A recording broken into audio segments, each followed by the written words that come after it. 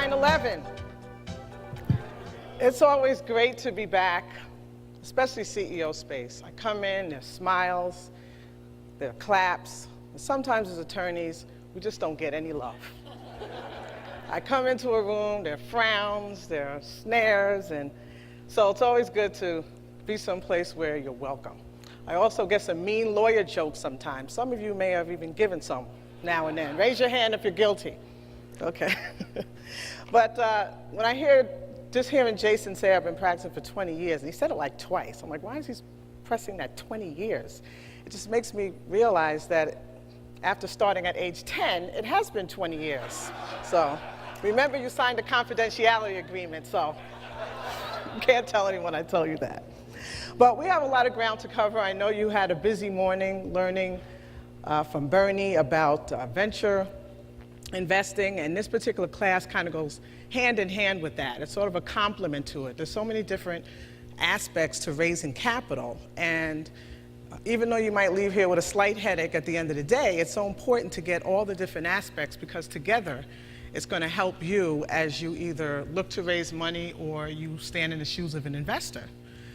And it's so difficult to get all that in one class, so we have to sort of itemize it and put it into different classes, and together you have a complete unit. So I realized that lunch is next, and after a while some of you might start drifting off thinking about, I wonder if we're going to have Mexican food today, or is it going to be hamburgers? So I have to make this class interesting, keep you engaged, and that's the name of the game, and that's what I intend to do. So before we get started, I'm going to ask you to stand for two reasons.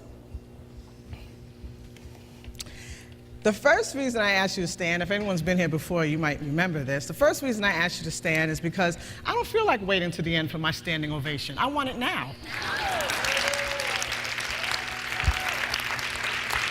Thank you. The second reason I asked you to stand is because this subject matter is so important, and as was already said before, we practice the over-compliant model here at CEO Space. We want you to really realize that for those of you who will be launching a private offering and raising capital, that this information you're about to receive is very important, and we take this information very seriously. So please, raise your right hand, repeat after me. I, say your name. Somebody said that again. Is your name, say your name? I promise to listen carefully to this capital compliance class and to enjoy it even if I don't quite understand it. I will also endeavor to be over-compliant regarding any offering that my company may commence.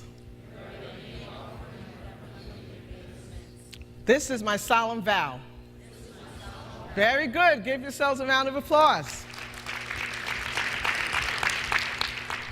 So what is capital compliance all about, and who is this class for? Well, the short answer to that is that this class is primarily for for-profit entities, for-profit companies, those companies that can actually issue securities. And we're going to talk about what exactly a security is. But it also has some relevance for those of you in the not-for-profit world, because even though you're not issuing securities, oftentimes you're faced, just like with any other business owner, with having to have sufficient capital to grow your business, and in some instances just to keep the door open. So some of the information that we'll talk about today as it relates to disclosure information for investors, and I know Bernie got into that quite a bit in the last class, what is it that's going to attract someone to your business, is transferable for you as well. But essentially, it is for those persons who are looking to grow their business through issuing stock and other forms of securities. It may not be what you need right now, but perhaps down the line you're going to need to do that. Not everyone does that by means of, say, debt financing, a loan, or using their own resources. Sometimes you do have to look for others to grow your business. And so this particular class is going to teach you those sorts of basics. I'm going to more focus on the legal aspects of it. What do you need to do to be legally compliant in order to take those checks that hopefully will be coming in to help you grow your business? So what I want to also let you know first is that raising capital is a regulated activity. I'm going to give you 4 takeaways, essentially, okay? Raising capital is a regulated activity. Let me back up, though. Before I say that, let me just also mention one little housekeeping matter, which is I'm going to allow for ample questions at the end. So hold your questions, write them down if you need to ensure the continuity of the class. I'm not going to sort of take questions as we go along. And also listen carefully to the questions that precede your question to make sure we're not answering a duplicate question. And for those of you who have very specific questions for your own needs, I will be here through tomorrow night, and I'll be happy, you can sit at my table. I'll be happy to answer your questions, or perhaps later on after the forum, okay? So 4 takeaways I'm going to give you at the very beginning. I'm going to speed this up and sort of give you the takeaway right now. That raising capital through the sale of securities is a regulated activity. So unlike, for example, let's say someone's trying to sell diamonds, offer someone diamonds, or they're going to use people to help them sell diamonds, that's not a regulated activity. But when you get into selling stock or units in your LLC, that is regulated. So you're falling under a whole different can of wax here. And you have to make sure that you're doing what you need to do to make sure you're staying within the bounds of the law so you don't get in any trouble. As I often tell people, I know most of you probably look good in orange, but probably not an orange jumpsuit, okay? So we want to stay out of that. Okay, the SEC, Securities and Exchange Commission, is that federal agency that regulates the offer and sale of securities. The SEC's main job is to make sure that investors are not defrauded. That's probably not what most of you are here to do. But what happens in the context of small business owners and others, companies like yourself, you fall under sometimes that misleading or misrepresenting, not giving the best information or expressing it in the right way so investors understand exactly what they're getting into. And we're going to talk about that when we talk about the disclosure documents. So you want to make sure that that information is not violating what we call the anti-fraud provisions. And the SEC, again, their primary goal is to make sure that investors' money, don't mess with investors' money. They make sure that they're the body that makes sure that that doesn't happen. On the state side, each state has their own state securities agencies that handle that, that have that same purpose and goal. So they work sort of tandem with the SEC.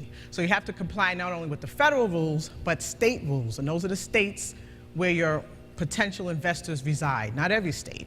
But if you're focusing on 5 states, then those states you have to know what the laws say there before you offer and sell to their residents.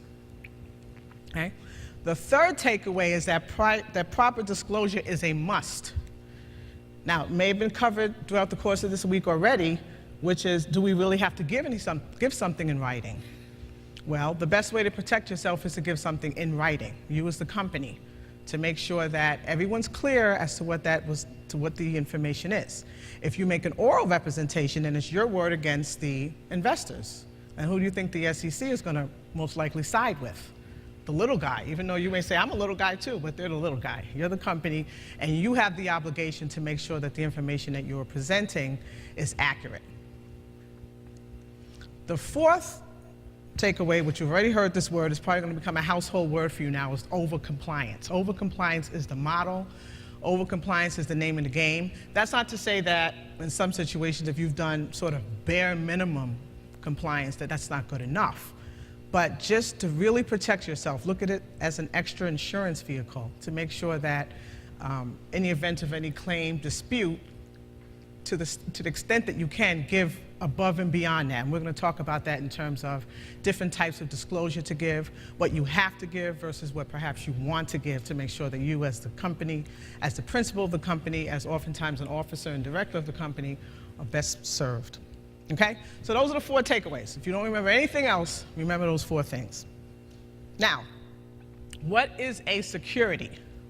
You probably heard this a lot, a form of security. Well, securities come in different forms. The most popular one that you're probably going to hear, most likely in CEO space and otherwise, is stock. And that could be common stock or preferred stock.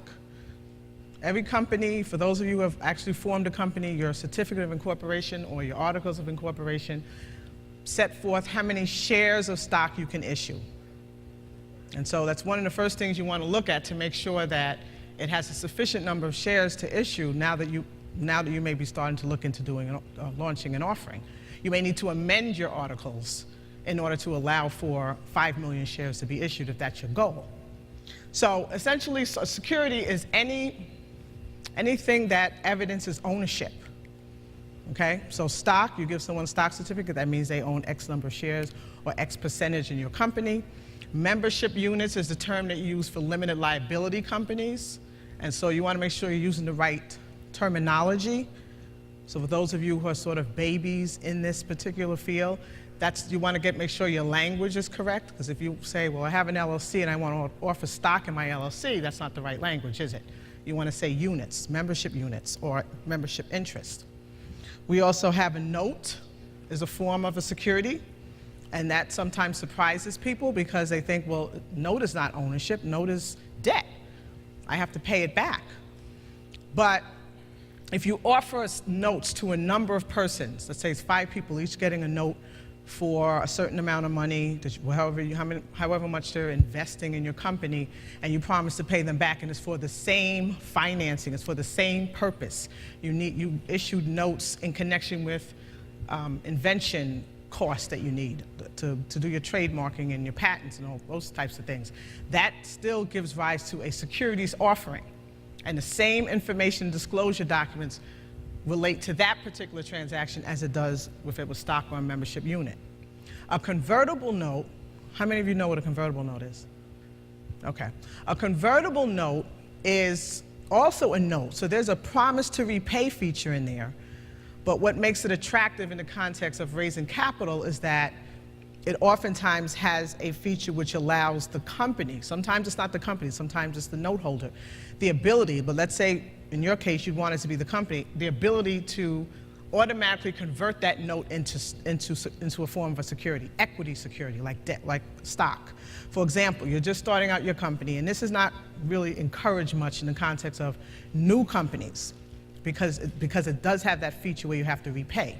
And you have to be careful about that, because the name of the game oftentimes in raising capital is an equity deal where people are taking the risk in exchange for the security. If it's a note, you may have to repay it, and sometimes it means that you may have to, as the owner, personally guarantee that note. So let's say it's a note, $10,000, and it has a feature in it that says that if we initiate an offering, and first offering that we initiate, sometimes it says in terms of a year or two, then you the note holder, agree to forego the money, to get the money back under the note, and have that dollar amount transferred into stock or a membership unit. And it's usually at a discount. So let's say you were going to launch that offering at $1 a share, that convertible note holder may get it for 80 cents. So they may get more stock than the person coming in connection with that offering that's paying $1 a share. So that's sort of the feature, the attractiveness for them. Okay, but again, it is a promise to repay, even if it will be perhaps later convertible. So you're cautioned to think about a convertible note with a lot of care and thinking that really through. It's the win.